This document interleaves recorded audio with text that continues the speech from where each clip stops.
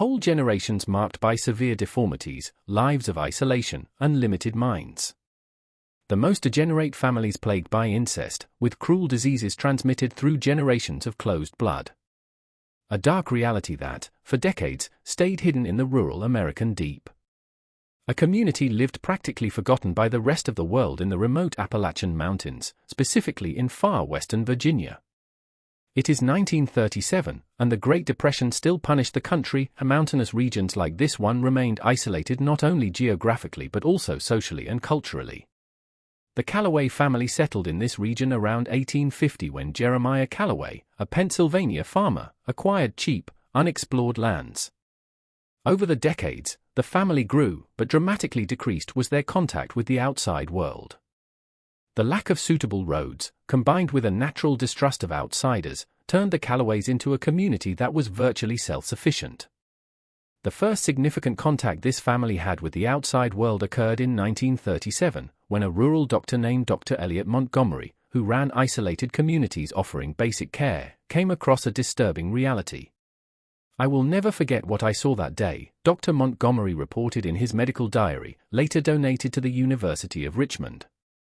Children with obvious malformations, adults with distinctly similar facial characteristics, and an alarming prevalence of cognitive deficiencies. Dr. Montgomery's records, which were rediscovered only in 1973, revealed that visible signs of genetic problems were shown by at least 23 of the approximately 42 Callaway family members who inhabited that mountainous region. Among the documented conditions were polyactyly, extra fingers, abnormal skull development, severe strabismus, and varying degrees of intellectual impairment. Something even more disturbing was noticed by the doctor: the family's family tree. As he was able to rebuild it through conversations with the most articulated members of the clan, he found that common were marriages between first-degree cousins, and there were even cases of union between uncle and niece, as well as half-siblings who formed couples. This was not simply a geographically isolated family. It was a lineage that had closed in on itself for generations, intensifying harmful recessive genes. One of the most striking images described by Dr. Montgomery was of 3 Callaway children aged 6 to 12, who had remarkably similar faces, prominent foreheads, very close eyes, underdeveloped features, and the same empty expression. In the medical description, he noted that it seemed the same face had been printed 3 times, each with small variations of the same underlying condition. Obadiah Callaway, the family patriarch at that time, a 67-year-old man who surprisingly had no obvious physical deformities, explained to the doctor, "We take care of ours. The outside world doesn't understand our customs. Here, we keep our blood pure." Check it out if you are already subscribed to this channel. What you are about to find out goes beyond the imaginable, revealing family secrets that society has tried to hide for decades. Do not lose any details of these forbidden stories that will change your vision of human nature. The genetic investigation. In 1952, 15 years after Drive Montgomery's initial meeting with the Callaways, another health professional turned his attention to this family. Dr. Harold Winters, a geneticist at the University of Virginia, had found Montgomery's daily doctors and decided to investigate this unique case of genetic isolation. Winters organized a small team that included a photographer, a nurse, and an anthropologist. With the reluctant permission of Josiah Callaway, who had taken the family leadership after Obadiah's death, the team spent 2 weeks documenting the community's conditions. The report produced, entitled Genetic Isolation in the Appalachians, a Case Study, became a significant scientific document, although, due to the sensitive nature of its content, it remained restricted to specific academic circles for decades. Dr. Winters documented that alarming rates of congenital problems existed in the 3rd and 4th generations of the Callaway family. Among the 16 children born between 1940 and 1952, 9 had severe cognitive deficiencies, 7 had visible physical deformities, and 5 did not survive beyond the early years of life. "We are witnessing the devastating effects of homozygosity on harmful recessive genes," Winters wrote in his report. When close individuals have children, the probability that both carry the same deleterious recessive gene increases dramatically. The result is the concentration of genetic traits that would remain rare and diluted in diverse populations. One of the most iconic cases documented was that of Eliza Calloway, a 16-year-old who had been born with a condition known as syndactyly, the congenital fusion of the fingers. In Eliza's case, all fingers on both hands were fused, creating a mid-hands appearance. In addition, a severe curvature of the spine and limited verbal capacity affected her. Most disturbing was Eliza's family history. Her father, Malachi Calloway, was also her uncle, her mother Rebecca's brother. This particularly close union resulted in an extreme concentration of problematic recessive genes. Dr. Winters recorded in his notes, Rebecca confessed to me that her other 3 children, all born with even more severe deformities, did not survive childhood. She attributes these deaths to divine will, but arguably genetic is the real cause. The research also revealed that their own explanations for the conditions that afflicted many of its members had been developed by the family. They did not attribute the deformities and deficiencies to close kinship, but to a mixture of local superstitions and peculiar religious interpretations. Jebidiah Calloway, one of the family's elders, explained to the teen's anthropologist, when a pregnant woman is frightened by a wild animal, the child can be born marked. This is how it works. This denial of the true cause of conditions allowed intra-family marriage standards to continue for generations, perpetuating the cycle of genetic problems. While Dr. Winters documented the scientific aspect of the situation, the teen's anthropologist, Dr. Raymond Parker, focused on the social context that allowed such genetic isolation to persist for so long. Calloway isolation is not only physical but also ideological, Parker wrote. They developed a system of beliefs that values family blood above all, seeing any external marriage as an unwanted dilution of their lineage. Daily life in isolation. In 1967, when the winds of social change blew throughout America, life in the Calloway community remained virtually unchanged since the previous century. It was this year that a young social worker named Martha Jenkins, newly graduated and idealistic, was assigned to evaluate the conditions of isolated families in the Appalachians as part of a federal program to combat rural poverty.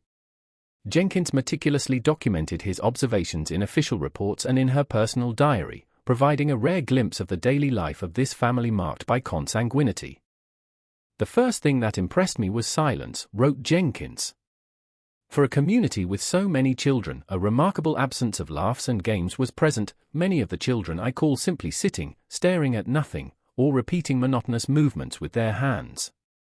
The social worker documented the family's daily routine, which revolved around basic subsistence tasks, mining gardens, breeding some animals, collecting wood, and maintaining their precarious dwellings. Most remarkable was how tasks were distributed according to the limited abilities of many family members. Ezekiel Calloway, a 40-year-old man with severe cognitive impairment, spends his days carrying stream water to the homes. It is the only task that he can consistently accomplish, and the family has developed a system of simple gestures and sounds to communicate with him, Jenkins reported. Social life within the community was structured around rigid family hierarchies. The patriarch at that time, Josiah Calloway, then 72, made all significant decisions, from internal disputes to marriage arrangements. Undeniable and final was his word. One of the most disturbing aspects documented by Jenkins was the system of promising children for future weddings, often between cousins or even uncles and nieces. She witnessed as Abigail, a 12-year-old girl, was already promised to her first cousin, Isaiah, 14. If you have really watched here, it is because you understand the importance of knowing our hidden history. Comment now on Blood tells stories that words cannot express and be part of this journey of discovery of truths that society preferred to forget. Jenkins described in detail the condition of Ruth Calloway, a 32-year-old woman who was the mother of 5, all fathered with her half-brother, Jeremiah. Ruth had a distinctly asymmetrical face, with one eye significantly lower than the other, and involuntary spasms marked her movements. 3 of their children had variations of the same condition in different degrees. The most impressive is that for them, this is normal, wrote Jenkins. Ruth shows no awareness that her condition or that of her children is unusual. When I tried to approach the subject in a delicate way, she simply answered, "We are all sons of the Lord, made in your image." The social worker also registered the presence of what the family called the Room of Silence, a separate room in one of the main houses where family members with the most severe disabilities were kept, some unable to walk or communicate. These individuals were cared for by older women in the family who carried out basic care and fed them. "The vision of that room will be forever recorded in my memory," wrote Jenkins. 6 people with ages ranging from 9 to 47 years old, all presenting severe deformities, lying on straw mattresses on the floor. The odor was almost unbearable, despite the obvious efforts to keep the place clean. The most disturbing was the silence. Even when I approached, only one of them reacted with a low moan. In her official report, Jenkins recommended immediate intervention of social services, especially for children. However, the fierce resistance of the family and the judicial complexities prevented concrete actions for several years. Scientific mapping and genetic destiny. In 1978, the Callaway case gained new attention when Dr. Lawrence Richardson, a geneticist of the newly established Duke University Studies Center, got permission to conduct a comprehensive family study. With advances in the understanding of human genetics that occurred during the 1970s, Richardson saw in Callaway an unprecedented opportunity to study the prolonged effects of consanguinity on an isolated population. With a more sensitive and respectful approach than his predecessors, Richardson got the cooperation of several family members, especially after offering free medical care as part of the study. Revealing and scientifically significant were the results. Through detailed analysis of medical, phenotypic, and historical characteristics, Richardson mapped 5 specific genetic conditions that had become predominant in the family. Modified Waardenburg syndrome, a rare condition characterized by partial discoloration of hair, eyes of different colors, and deafness in some cases. In the Callaway family, a unique and more severe variant was created by combining this condition with other genetic traits. Crouzon syndrome, a genetic disorder that causes premature fusion of cranial sutures, resulting in abnormal development of the skull and facial characteristics. Richardson documented that about 35% of the Callaways were affected by this condition. Polydactyly, the presence of extra fingers on the hands or feet, affecting approximately 28% of the family. Hereditary intellectual deficiency, ranging from mild to severe, present in almost 60% of family members to some degree. A rare form of skeletal dysplasia causing abnormal body proportions and mobility problems in approximately 15% of the family. What we observed in Callaway is an extremely rare convergence of multiple recessive genetic conditions, Richardson wrote in his report published in the Journal of Medical Genetics in 1979. In a genetically diverse population, each of these conditions would occur at very low frequencies. However, due to generations of consanguineous marriages, we see these conditions not only at high frequencies, but also in combinations that rarely or have never been documented in medical literature. One of the most studied cases by Richardson was Isaiah Callaway, a 34-year-old man who had a combination of Waardenburg and Crouzon syndrome. Isaiah had a distinctly non-human facial appearance, different colored and widely spaced eyes, one blue and another brown, an excessively prominent forehead, and an underdeveloped jaw. Despite these extreme physical characteristics, Isaiah had relatively preserved cognition and served as a kind of unofficial family historian. Isaiah told me stories dating back 5 generations, reported Richardson. He described how his ancestors deliberately avoided external marriages because they believed that the blood of the Callaway was special and chosen by God. This belief, passed through generations, served as a religious justification for practices that resulted in genetic devastation. Richardson's study also revealed something surprising. Despite the obvious genetic problems, remarkable resilience had been developed by the Callaway family. They created mutual care systems that allowed even the most committed members to play a role in the community. A complex social structure has developed over the generations, said Richardson. Individuals with preserved cognitive abilities assume responsibility for those most severely affected in a system of interdependence that, although problematic in many ways, demonstrates a notable social adaptation to their genetic circumstances. Richardson's work first brought the Callaway case to the knowledge of the wider medical community, although still discreetly, and especially in specialized academic publications. The cycle is broken.